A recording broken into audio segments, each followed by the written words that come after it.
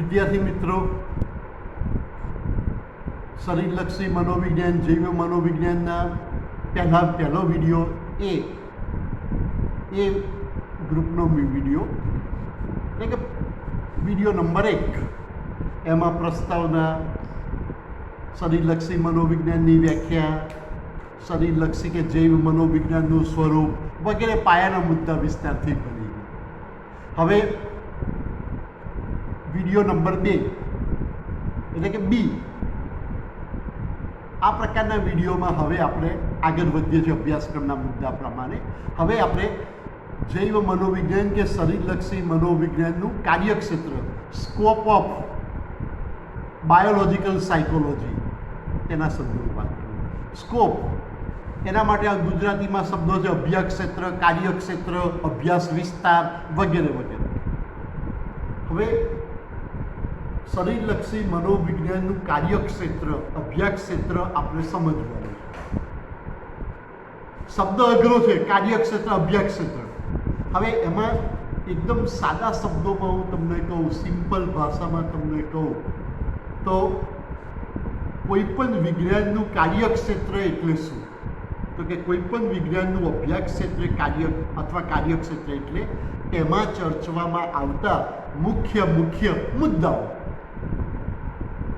કોઈ પણ વિજ્ઞાનનું કાર્યક્ષેત્ર કે અભ્યાસ ક્ષેત્ર એટલે એમાં ચર્ચવામાં આવતા મુખ્ય અભ્યાસ મુદ્દાઓ.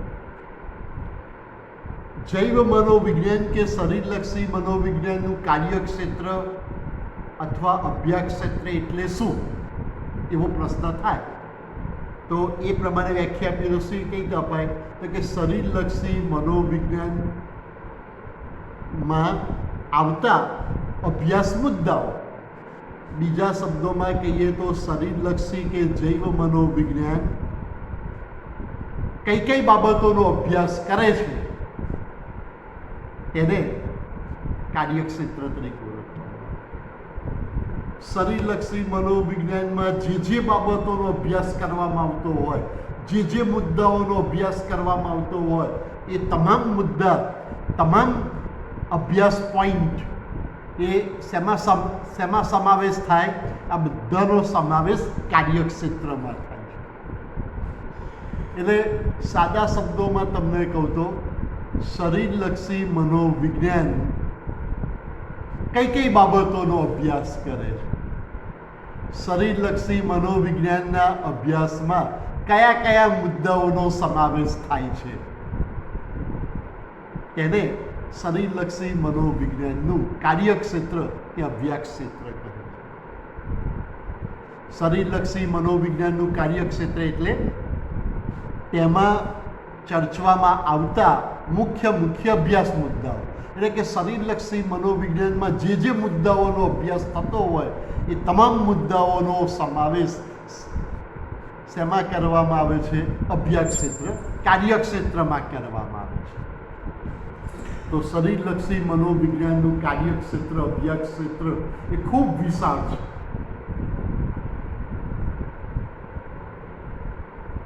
તેમાં અનેક મુદ્દાઓનો સમાવેશ થાય છે. અનેક શારીરિક બાબતો સંકળાયેલી હોય છે, પણ તમારે જે અભ્યાસક્રમ બનવાનો છે એ અભ્યાસક્રમની મર્યાદાને ધ્યાનમાં રાખીને બધા મુદ્દા નહીં જોઈએ, પણ અભ્યાસક્રમ પ્રમાણેના જ કેટલાક મુદ્દા આપણે સમજી લઈએ. હવે આ શરૂ કરતાં પહેલાં બીજી પણ એક વાત કરી. તમે આ મુદ્દા વારાફરતી હું સમજાવતો જઈશ ને તમને ખ્યાલ આવશે. શેનો ખ્યાલ આવશે? અભ્યાસક્રમ. શરીરલક્ષી મનોવિજ્ઞાનનો અભ્યાસક્રમ, એના યુનિટ તમને મેં બહુ જ બતાવ્યા કે પહેલા નંબરના વિડીયોમાં ચોપડી બતાવી. એની અંદર આખો અભ્યાસક્રમ ગુજરાતીમાં આપેલો છે. આ તો એકલો માત્ર યુનિટના નામ બતાવ્યા, બાકી વાસ્તવમાં અંદર દરેક યુનિટના મુદ્દા આપેલા છે. એટલે એક પછી એક યુનિટ લેતા જઈશું, એક પછી એક ચેપ્ટર મુદ્દા પ્રમાણે. એટલે તમને આખો અભ્યાસક્રમનો ખ્યાલ આવશે. શરીરલક્ષી મનોવિજ્ઞાનના પેપરમાં કયા ટોપિક બનવાના છે એ પણ તમારા મનમાં ક્લિયર થઈ જશે. અભ્યાસક્રમ ક્લિયર થશે અને શરીરલક્ષી મનોવિજ્ઞાનમાં કઈ કઈ બાબતોનો અભ્યાસ કરવામાં આવે છે તે પણ ક્લિયર થઈ જશે. એટલે શાંતિથી સાંભળજો અને ધ્યાનપૂર્વક સાંભળીને સમજવાનો પ્રયત્ન કરજો. પહેલો મુદ્દો, શરીરલક્ષી મનોવિજ્ઞાનની વ્યાખ્યા, સ્વરૂપ, કાર્યક્ષેત્ર, પદ્ધતિઓ વગેરે. આ પહેલો મુદ્દો. હવે કોઈ પણ મનોવિજ્ઞાનની શાખા તમારે ભણવાની હોય તો શરૂઆત ક્યાંથી થાય? વ્યાખ્યાથી. સ્વાભાવિક છે. વ્યાખ્યા સ્વરૂપ તમે ના સમજો ત્યાં સુધી પાછળના મુદ્દા તમને ખ્યાલ આવે જ નહીં. એટલે શરીરલક્ષી મનોવિજ્ઞાનના કાર્યક્ષેત્રનો પહેલો મુદ્દો છે વ્યાખ્યા. શરીરલક્ષી મનોવિજ્ઞાનની વ્યાખ્યા, સ્વરૂપ, કાર્યક્ષેત્ર, અભ્યાસ અભિગમો, મગજના ચિત્રણ માટેની આધુનિક પદ્ધતિઓ વગેરે. આપણે ટૂંકમાં જોઈશું અભ્યાસક્રમની મર્યાદાને ધ્યાનમાં રાખી. તો શરીરલક્ષી મનોવિજ્ઞાનની વ્યાખ્યા સમજવાની છે. શરીરલક્ષી મનોવિજ્ઞાનનું સ્વરૂપ કેવું છે એનો અહીં અભ્યાસ કરવામાં આવે છે. પછી અત્યારે આપણે ચર્ચા કરી રહ્યા છે તેના શરીરલક્ષી મનોવિજ્ઞાનના કાર્યક્ષેત્રમાં કઈ કઈ બાબતોનો સમાવેશ થાય છે એ અંગે પણ ધ્યાનથી સમજવાનું છે. અને શરીરલક્ષી મનોવિજ્ઞાનમાં ખાસ કરીને મગજનો અભ્યાસ કરવા માટે કઈ કઈ નવી પદ્ધતિઓ વાપરવામાં આવે છે તેનો પણ અભ્યાસ કરવાનો છે. તેમાં કઈ બાબત છે? દાખલા તરીકે આપણે સીટી સ્કેન, પછી પેટ સ્કેન, MRI, FMRI, આ બધી મગજનો અભ્યાસ કરવા માટેની આધુનિક પદ્ધતિઓ છે. તો આ બધી બાબતોનો પણ શરીરલક્ષી મનોવિજ્ઞાનમાં અભ્યાસ કરવામાં આવે છે. છેલ્લે એટલું જ કહેવાનું કે શરીરલક્ષી મનોવિજ્ઞાનમાં જે બાબતોનો અભ્યાસ કરવામાં આવતો હોય એ તમામ બાબતોનો સમાવેશ તેના કાર્યક્ષેત્ર અભ્યાસ ક્ષેત્રમાં કરવામાં આવે. તો વ્યાખ્યા સ્વરૂપનો મુદ્દો જોયા પછી હવે અભ્યાસ પદ્ધતિઓ. શરીરલક્ષી મનોવિજ્ઞાનની અભ્યાસ પદ્ધતિઓ. તો શરીરલક્ષી મનોવિજ્ઞાનની અભ્યાસ પદ્ધતિઓમાં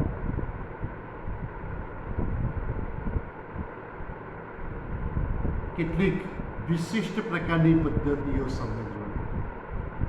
તમે જે ભણી ગયા એ પદ્ધતિ અહીંયા કામમાં નહીં આવે. મુલાકાત પદ્ધતિ, સર્વે પદ્ધતિ, પ્રશ્નાવલી પદ્ધતિ એ બધી કામમાં નહીં આવે. આ તો શારીરિક બાબતોનો અભ્યાસ વર્તન સાથે સંકળાયેલ શારીરિક બાબતો આપણે સમજવાની છે.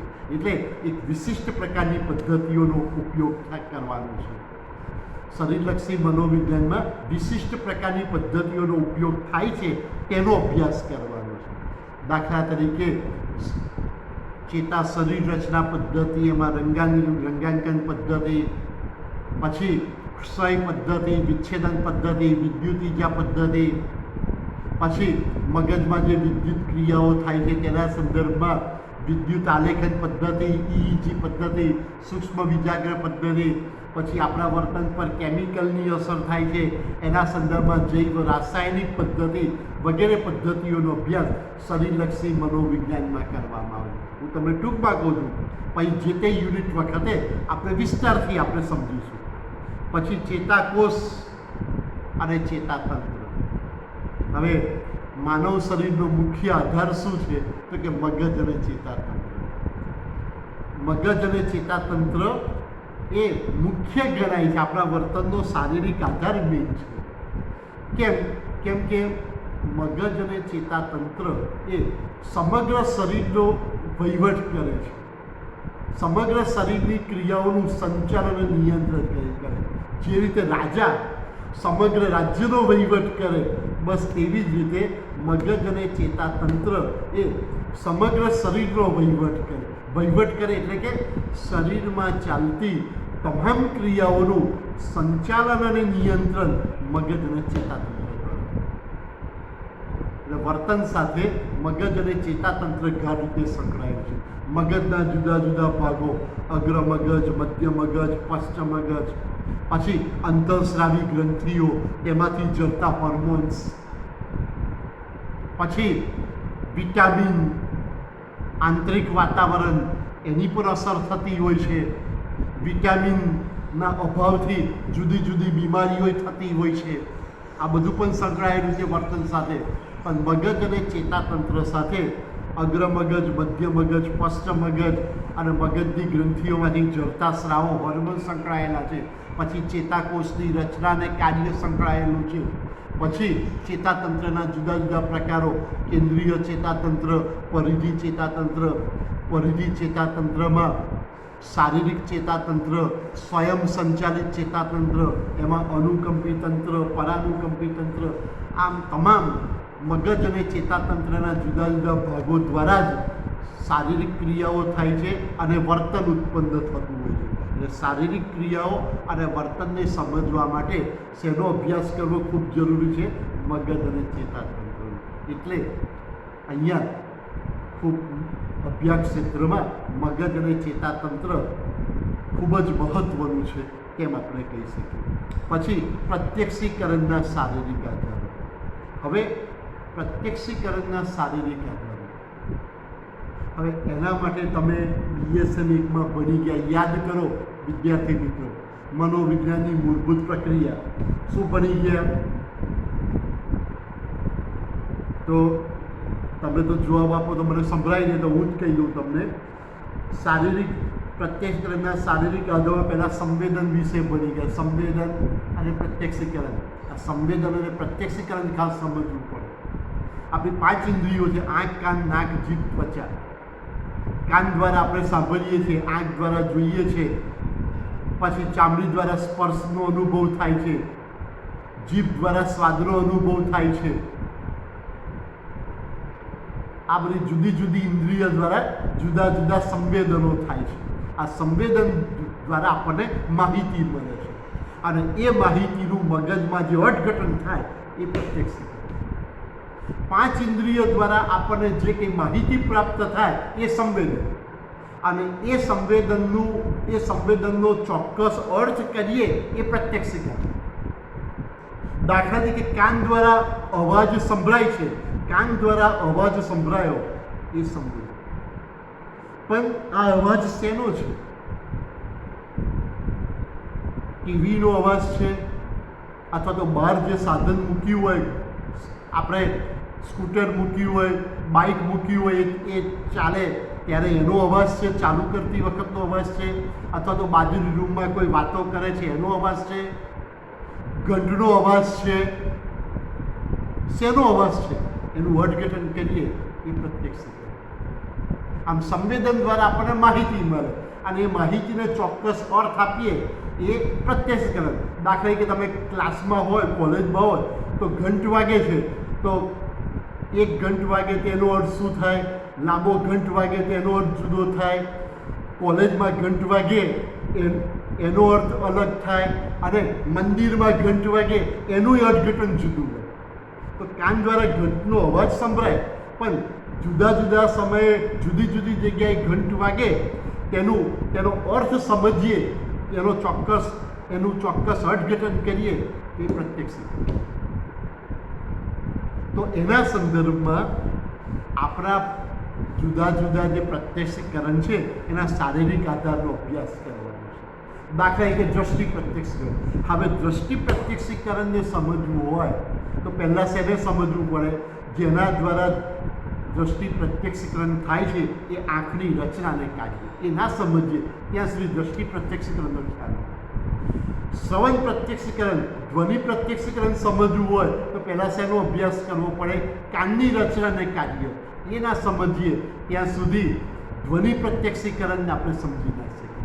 એ જ પ્રમાણે નાક, જીભ અને ત્વચા, આ 5 ઇન્દ્રિયોની રચનાને કાર્ય ના સમજીએ ત્યાં સુધી ગંધ પ્રત્યક્ષીકરણ, સ્વાદ પ્રત્યક્ષીકરણ, સ્પર્શ પ્રત્યક્ષીકરણને આપણે સમજી ના શકીએ. તો આ બધી બાબતોનો અભ્યાસ એ શરીરલક્ષી મનોવિજ્ઞાનમાં કરવામાં આવે છે. ત્યાર પછીનો મુદ્દો છે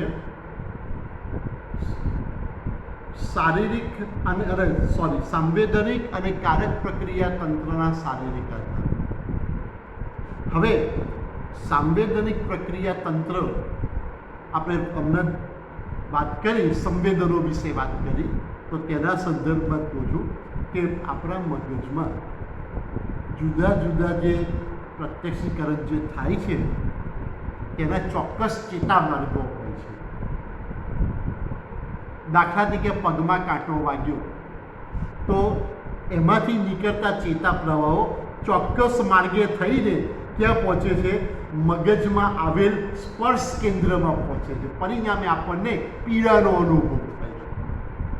આમ બસ આ જ રીતે દ્રષ્ટિ, પછી શ્રવણ, સ્પર્શ, ગંધ, સ્વાદ, આ 5 ઇન્દ્રિયો છે અને લગતી આંખ, કાન, નાક, જીભ, ત્વચા, એમાંથી નીકળતા ચેતા પ્રવાહો ચોક્કસ માર્ગો દ્વારા છેલ્લે મગજના જુદા જુદા પ્રત્યક્ષકરણના કેન્દ્રો સુધી પહોંચે છે.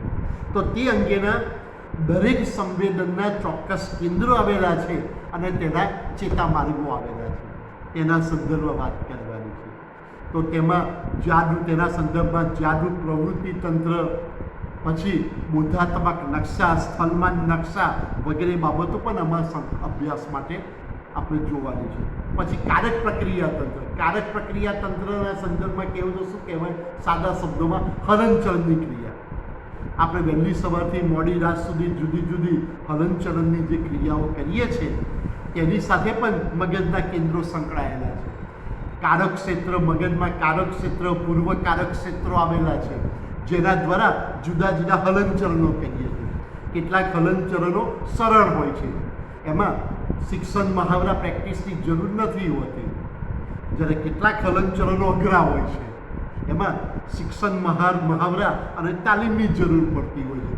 તો સરળ સહેલું હલનચલન હોય કે અઘરું હોય, જટિલ હોય, આ બધાના કેન્દ્રો મગજમાં આવેલા છે. આ કારક ક્ષેત્રો તરીકે ઓળખવામાં આવે છે. તો તે બધી બાબતોને આધારે સાંવેદનિક અને કારક પ્રક્રિયા તંત્રના શારીરિક આધારો આપણે સમજાવી શકીએ. પછી પ્રેરણા અને આવેગશીલતાના શારીરિક આધાર. પ્રેરણા અને આવેગશીલતાના શારીરિક આધાર. મિત્રો, ફરીથી કહું, તમે યાદ કરો મનોવિજ્ઞાનની મૂળભૂત પ્રક્રિયા, બેઝિક તમે ભણી ગયા છો. પ્રેરણા, આવેગ. માનવીના દરેક વર્તન પાછળ શું રહેલું છે? પ્રેરણા. પ્રેરણા વિના વર્તન થઈ જ ના શકે. પ્રેરણાની વ્યાખ્યા પણ સરળ શબ્દોમાં બની ગયા. વર્તનને ઉત્પન્ન કરનાર, વર્તનને ગતિ આપનાર, વર્તનને શક્તિ આપનાર, વર્તનને ચોક્કસ દિશા આપનાર ઘટક કયો? પ્રેરણા. પ્રેરણા એટલે કે વર્તનને પ્રેરે તે. વ્યવસ્થિત વ્યાખ્યા જોઈએ તો જો ઘણી બધી વ્યાખ્યાઓ છે, પણ એ આપણે જ્યારે ચેપ્ટર જોઈશું ત્યારે આપણે વિસ્તારથી જોઈશું. વર્તનને ઉત્પન્ન કરનાર, વર્તનને ગતિ આપનાર, વર્તનને વેગ આપનાર, વર્તનને શક્તિ આપનાર, વર્તનને જરૂરી દિશા આપનાર ઘટક પ્રેરણા તરીકે ઓળખાય છે. અત્યારે આટલું યાદ રાખજો તમે. પ્રેરણાનું જ્યારે યુનિટ ભણીશું ત્યારે તમને વિસ્તારથી કરવું ડિટેલ. તો આ જે પ્રેરણા છે એ વર્તનનું મુખ્ય ચાલક બળ છે. તો અહીંયા આપણે માત્ર શારીરિક પ્રેરણાઓની વાત કરવાની. ભૂખ, તરસ, ઊંઘ, આરામ, જાગૃતિ, જાતીયતા, આ બધી શારીરિક પ્રેરણાઓની વાત કરવાની. વ્યક્તિ જ્યારે ભૂખ લાગે ત્યારે ખોરાક ખાય છે, તરસ લાગે ત્યારે પાણી પીએ છે, શરીર થાકી જાય ત્યારે ઊંઘી જાય છે, જ્યારે જાતીય જરૂરિયાતો ઉદ્ભવે છે ત્યારે સેક્સની ક્રિયા કરે છે. જાતીય પ્રેરણાઓ એની પાછળ રહેલી છે. તો જુદી જુદી શારીરિક ક્રિયાઓ પાછળ જે કંઈ શારીરિક પ્રેરણાઓ રહેલી છે તેનો પણ અહીંયા અભ્યાસ કરવાનો છે. અને દરેક પ્રેરણા પાછળ કયા શારીરિક આધારો રહેલા છે એ ખાસ સમજવાના છે. દાખલા કે ભૂખની પ્રેરણા, તો ભૂખની પ્રેરણા પાછળ કયા શારીરિક આધારો છે, ભૂખ કેમ લાગે છે તે સમજવાનું છે. તરસ લાગે ત્યારે પાણી પીએ છે, આપણને કેમ તરસ લાગે છે, એની પાછળના કારણો કયા, એટલે તેના આધારોનો અભ્યાસ કરવાનો છે. પછી તેની સાથે બીજો મુદ્દો સંકળાયેલો છે આવેગશીલતા. આવેગ એ પણ તમે ભણી ગયા. ચેતાતંત્રની આત્યંતિક ક્રિયાશીલતા, ચેતાતંત્રની આપણે ખાસ કરીને જોવા જઈએ તો આવેગ એટલે એવો અનુભવ કે જેમાં આપણું સમગ્ર શરીર ખરભરી ઉઠે છે, ચેતાતંત્ર બહુ જ સક્રિય બની જાય છે. તેના સંદર્ભમાં વ્યાખ્યા છે ચેતાતંત્રની આત્યંતિક ક્રિયાશીલતા. એક ઉદાહરણ આપું તમને. આપણે શાંત બેઠા હોય તો આપણું શરીર સમતોલ હોય છે, પણ કોઈ તમને બીક લાગે અથવા તો તમને ગુસ્સો આવી જાય અથવા તો તમને બીકનો અનુભવ થાય તો શરીરમાં ખરભરાટ મચી જાય છે. એની પાછળ શું જવાબદાર છે? ચેતાતંત્ર સક્રિય બની જાય છે. એક બીજું ઉદાહરણ, તમે શાંત સરોવર આગળ બેઠા હોય તો પાણી બિલકુલ શાંત હોય છે, પણ એમાં પથ્થરો નાખો તો શાંત પાણી ખર ભરી ઉઠે છે. એવી જ રીતે કોઈ આવેગનો અનુભવ થાય તો આપણું આખું શરીર ખર ભરી ઉઠે છે. ચેતાતંત્રમાં જે કંઈ ફેરફારો થાય છે એ ચેતાતંત્રની આત્યંતિક ક્રિયાશીલતાને લીધે આખા શરીરમાં ખરભરાટ મચી જાય છે. તો તેના સંદર્ભમાં જુદા જુદા આવેગો વખતે કયા પ્રકારના શારીરિક ફેરફારો થાય છે તેનો અભ્યાસ કરવામાં આવે છે. આવેગનું શરીર વિજ્ઞાન સમજવાનું છે. બીજા શબ્દોમાં કહીએ તો ફિઝિયોલોજી ઓફ ઇમોશન, આવેગનું શરીર વિજ્ઞાન. ચેતાતંત્ર કઈ રીતે સંકળાયેલું છે, ખાસ કરીને અનુકંપી તંત્ર, પરાનુકંપી તંત્ર, આ બધા અવયવ, આ બધા તંત્ર કઈ રીતે સંકળાયેલા છે તેના સંદર્ભમાં આવેગ અને પ્રેરણા વિશે આપણે વાત કરવાની છે. પછી શિક્ષણ, લર્નિંગ, તો ઉચ્ચ કક્ષાની માનસિક ક્રિયા છે. શીખવાની ક્રિયા એ ઉચ્ચ કક્ષાની માનસિક ક્રિયા છે. તો તેની સાથે પણ મગજ અને ચેતાતંત્ર સંકળાયેલું છે. યાદ કરો તમે વ્યાખ્યા, અનુભવ અને મહાવરાને પરિણામે વર્તનમાં થતા સાપેક્ષ અને કાયમી ફેરફારને શીખવાની ક્રિયા શિક્ષણ કહે છે. તો શીખવાની ક્રિયા એની પાછળ પણ શારીરિક આધારો તો રહેલા જ છે. આપણે કયા? મગજના જુદા જુદા ભાગો, મસ્તિષ્ક છાલ. ખાસ કરીને શીખવાની ક્રિયાની વાત આવે એટલે કાર્લ લેસ્લેનું નામ તમને યાદ આવવું જોઈએ. મગજની ઉપલી સપાટી મસ્તિષ્ક છાલ એ શીખવાની ક્રિયા સાથે કઈ રીતે સંકળાયેલી છે એના માટે એને ઉંદરો પર અભ્યાસો કર્યા. ઉંદરોની મસ્તિષ્ક છાલને કાપીને ભૂલભુલામણીનું શિક્ષણ આપ્યું. એટલે મસ્તિષ્ક છાલમાં થયેલી ઈજાની અસર ભૂલભુલામણીના શિક્ષણ પર શું થાય છે એને લગતા પ્રયોગો કરેલા છે. આ બધી જ બાબતોનો અભ્યાસ કર. એને આધારે શીખવાની ક્રિયાના નિયમો શોધ્યા, શીખવાની ક્રિયાના સિદ્ધાંતો શોધ્યા. સમૂહ કાર્યનો સિદ્ધાંત, સમશક્તિનો સિદ્ધાંત એ કાર્લ લેસ્લેના શીખવાની ક્રિયાના ખૂબ જ મહત્ત્વના નિયમો છે, સિદ્ધાંતો છે. આ બધી બાબતો આપણે આમાં સમજવાની છે.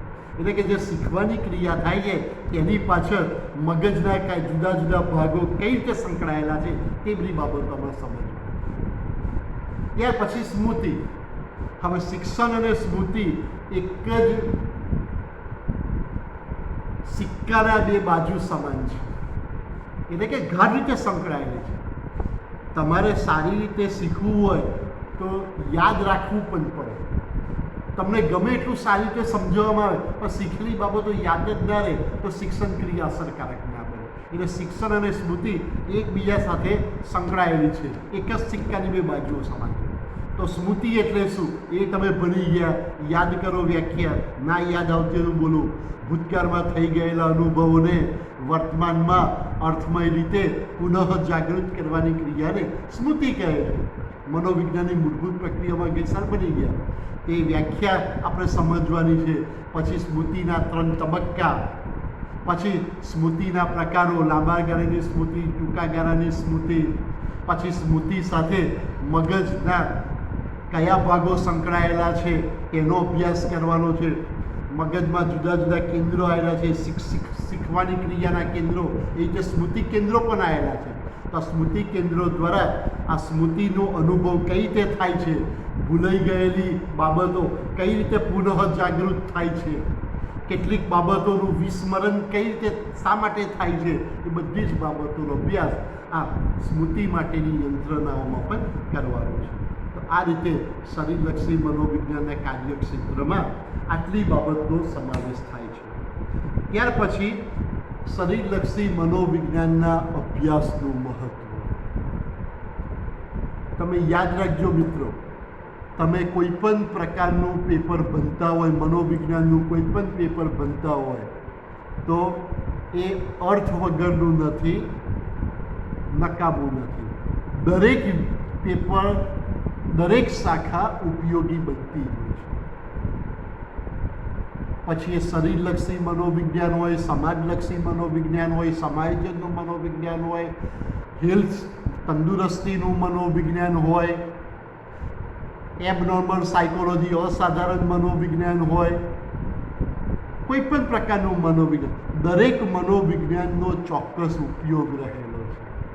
દરેક મનોવિજ્ઞાનનું ચોક્કસ મહત્ત્વ રહેલું છે.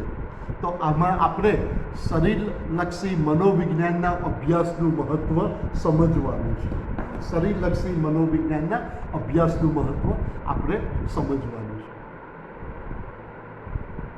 તો તેના સંદર્ભમાં પહેલાં મેં તમને કહ્યું હતું, ફરીથી યાદ કરાવું છું, શરીરલક્ષી મનોવિજ્ઞાન શેનો અભ્યાસ કરે છે? તો કે વર્તનના શારીરિક આધારોનો અભ્યાસ કરવામાં આવે છે. બરાબર, એ તો તમે વિસ્તારથી બની ગયા. કઈ કઈ બાબતો સંકળાયેલી છે એ પણ મેં તમને સમજાવ્યું. આને આધારે શરીરલક્ષી મનોવિજ્ઞાનના અભ્યાસનું મહત્ત્વ સમજવાનું. પહેલી બાબત તો એ કે શરીરલક્ષી મનોવિજ્ઞાનના અભ્યાસને લીધે મહત્ત્વ, ઉપયોગ શું? તો કે શરીરલક્ષી મનોવિજ્ઞાનના અભ્યાસને લીધે વર્તનની સંપૂર્ણ સમજૂતી મેળવી શકાય. તમે જુઓ, પહેલાંની વ્યાખ્યા યાદ કરો. ઉદ્દીપક સામેની પ્રતિક્રિયાને વર્તન કહે છે. ઉદ્દીપક એટલે કે સ્ટિમ્યુલસ એસ સામે રિસ્પોન્સ, પ્રતિક્રિયા એટલે કે આર. એસ અને આર એને ધ્યાનમાં રાખીને વર્તનને સમજાવવામાં આવતું. પણ સમય જતાં મનોવૈજ્ઞાનિકને લાગ્યું શું કે કંઈક ખૂટે છે. ઉદ્દીપક સામેની પ્રતિક્રિયાને વર્તન કહે છે એ વ્યાખ્યા અધૂરી લાગી, અપૂર્ણ લાગી, કંઈ ખૂટે છે. પછી અભ્યાસોને આધારે શોધી કાઢ્યું કે આપણે જે કંઈ વર્તન કરીએ છીએ કોના દ્વારા કરીએ છીએ? કે શરીર દ્વારા. તો જ્યાં સુધી શરીરને ના સમજીએ ત્યાં સુધી વર્તનને સમજી ના શકાય. એટલે ઉદ્દીપક સામેની પ્રતિક્રિયા પણ કોના દ્વારા આપવામાં આવતી પ્રતિક્રિયા? કે શરીર દ્વારા. તો ઉદ્દીપક દ્વારા આપવામાં આવતી શરીર દ્વારા પ્રતિક્રિયા એ વર્તન કહેવાય. એટલે ઉદ્દીપક માટે એસ સ્ટિમ્યુલસ, શરીર માટે ઓ ઓર્ગેનિઝમ અને રિસ્પોન્સ માટે આર પ્રતિક્રિયા. એટલે કે કોઈ પણ વાતાવરણ હોય, કોઈ પણ ઉદ્દીપક હોય, એના પ્રત્યે શરીર દ્વારા આપવામાં આવતી પ્રતિક્રિયાને વર્તન કહે છે. આમ SOR ઉદ્દીપક, પછી વચ્ચે શરીર, ઓ ઓર્ગેનિઝમ અને પ્રતિક્રિયા આર, SOR. આ રીતે વર્તનની સંપૂર્ણ સમજૂતી શરીરલક્ષી મનોવિજ્ઞાનના અભ્યાસના આધારે આપી શકીએ. તો એનું મુખ્ય મહત્ત્વ, એનો મેઇન ઉપયોગ છે. વર્તનની સંપૂર્ણ સમજૂતી મેળવવા માટે ઉદ્દીપક, પછી ચેતાતંત્ર અને પ્રતિક્રિયા SOR દ્વારા જે કંઈ આપવામાં આવે છે તેની સમજૂતી કોના દ્વારા પ્રાપ્ત થઈ શકે? શરીરલક્ષી મનોવિજ્ઞાનના અભ્યાસ દ્વારા. આમ વર્તનનો સમગ્રલક્ષી અભ્યાસ કરવામાં આવે છે. પછી શરીરલક્ષી મનોવિજ્ઞાન એક વિજ્ઞાન છે. અહીં વસ્તુલક્ષી અભ્યાસ કરવામાં આવે. વસ્તુલક્ષી એટલે કોઈ પણ જાતના પૂર્વગ્રહ વગર, કોઈ પણ જાતના પૂર્વગ્રહ વગર, ગમા અણગમા લાગણીઓ, પસંદગી નાપસંદગી બધું બાજુએ મૂકી દેવાનું અને વાસ્તવિકતા શું છે, હકીકત શું છે એને ધ્યાનમાં રાખીને અભ્યાસ કરવામાં આવે તેને કેવો અભ્યાસ કહેવાય? વસ્તુલક્ષી અભ્યાસ. તો શરીરલક્ષી મનોવિજ્ઞાનમાં વર્તનના શારીરિક આધારોનો આ રીતે વસ્તુલક્ષી અભ્યાસ કરવામાં આવે છે. વાસ્તવિક અને હકીકતને ધ્યાનમાં રાખીને અભ્યાસ કરવામાં આવે છે. કોઈ પણ જાતના પૂર્વગ્રહ, ગમા અણગમા આની કોઈ જ અસર ના થાય. જૂની માન્યતાઓ, પસંદગી નાપસંદગી આ બધાથી પર રહીને બધું બાજુએ મૂકીને વાસ્તવિક રીતે અભ્યાસ કરવામાં આવતો હોય છે. અને એના માટે જુદા જુદા વૈજ્ઞાનિક સાધનો પણ વાપરવામાં આવે છે. પછી વ્યવહારિક ઉપયોગિતા આ મહત્વની. શરીરલક્ષી મનોવિજ્ઞાનમાં વર્તનના શારીરિક આધારોનો અભ્યાસ કરવામાં આવે છે. એને આધારે શારીરિક આધારો કઈ રીતે કામ કરે છે તે અંગે નિયમો પણ બનાવવામાં આવે છે. સિદ્ધાંતો બનાવવામાં આવે છે, નિયમો બનાવવામાં આવે છે. એટલે માત્ર સૈદ્ધાંતિક વિજ્ઞાન છે એટલું જ નહીં, સાથે સાથે વ્યવહારિક વિજ્ઞાન પણ છે. શરીરલક્ષી મનોવિજ્ઞાન વ્યવહારિક ઉપયોગ પણ થાય છે. કહી દઉં તમને એક ઉદાહરણ આપું. દાખલા તરીકે આવેગ દરમિયાન થતા શારીરિક ફેરફાર, આવેગ દરમિયાન અનુકંપી તંત્ર, ચેતાતંત્રના પ્રકારો, અનુકંપી તંત્ર, પરાનુકંપી તંત્રમાં કેવા ફેરફારો થાય છે એનો અભ્યાસ કરવામાં આવે છે. પણ એ બધા અભ્યાસોને આધારે એક ઉપયોગી સાધન શોધી કાઢવામાં આવ્યું છે. કયું? પોલીગ્રાફ. સામેની વ્યક્તિ સાચું બોલે છે કે ખોટું બોલે છે, સામેની વ્યક્તિ નિર્દોષ છે કે ગુનેગાર છે, એની ચકાસણી કરવા માટે પોલીસ ખાતા તરફથી ઘણી વખતે આ પોલીગ્રાફ અસત્ય શોધક યંત્રનો ઉપયોગ કરવામાં આવે છે. તો અસત્ય શોધક યંત્ર શેને આધારે શોધાયું? તો કે આવેગ દરમિયાન થતા શારીરિક ફેરફારો એના અભ્યાસોને આધારે શોધાયું. તો આવેગ દરમિયાન થતા શારીરિક ફેરફારો એ સૈદ્ધાંતિક અભ્યાસ છે અને એને આધારે ઉપયોગમાં આવે એવું પોલીગ્રાફ નામનું સાધન શોધાયું. એ વ્યવહારિક ઉપયોગ છે તે. આમ શરીરલક્ષી મનોવિજ્ઞાન એ વ્યવહારિક રીતે પણ કામમાં આવે છે, લોકોના જીવનમાં પણ ઉપયોગી બને છે. પછી મેડિકલ ફિલ્ડમાં પણ તેનો ઉપયોગ થાય છે. MBBSના અભ્યાસમાં શરીરલક્ષી મનોવિજ્ઞાન ઉપયોગી બને જ છે. માત્ર શરીર વિજ્ઞાન નહીં, પણ એની સાથે સાથે આ મનોવિજ્ઞાનનું પણ જ્ઞાન આપવામાં આવે છે. એને આધારે જ સાયકિયાટ્રિક્સનો અભ્યાસ થતો હોય છે, મનોવિકૃતિ શાસ્ત્ર, જે મેડિકલ ફિલ્ડમાં ભણાવવામાં આવે છે. મનોવિકૃતિ ધરાવતા દર્દીઓમાં કયા પ્રકારની શારીરિક ખામી રહેલી છે એ બધું પણ અભ્યાસમાં લેવામાં આવતું હોય છે. આમ મેડિકલ ફિલ્ડ, તબીબી શાસ્ત્રમાં પણ ઉપયોગ થાય છે. એને આધારે જ મનોશસ્ત્રક્રિયા, ટ્રાન્ક્વિલાઇઝર નામની દવા, આ બધી દવાઓનો પણ ઉપયોગ થાય છે, અભ્યાસ કરવામાં આવે છે. તબીબી શાસ્ત્રમાં શરીરલક્ષી મનોવિજ્ઞાન ઉપયોગમાં લેવાય છે. એને આધારે જ લોકોને ઉપયોગી થઈ પડે તેવી ટ્રાન્ક્વિલાઇઝર નામની દવા, પછી મનો ઔષધ શાસ્ત્ર, પછી મનોશસ્ત્રક્રિયા, આ બધી બાબતો પણ ઉપયોગમાં લેવાય છે. આ રીતે પણ તમે વ્યવહારિક ઉપયોગ તમે ગણાવી શકો. પછી ત્યાર પછીનો મુદ્દો આવે છે અસાધારણ મનોવિજ્ઞાન, એબનોર્મલ સાયકોલોજી, મનોવિકૃતિના સંદર્ભમાં છે. તો આ માનસિક વિકૃતિઓ ધરાવતા દર્દીઓ જે કંઈ માનસિક વિકૃતિઓ ધરાવે છે એની પાછળ કયા શારીરિક કારણો રહેલા છે, કઈ શારીરિક બાબતો સંકળાયેલી છે, એ જાણવું હોય તો શરીરલક્ષી મનોવિજ્ઞાનનું જ્ઞાન ઉપયોગી બનતું હોય છે.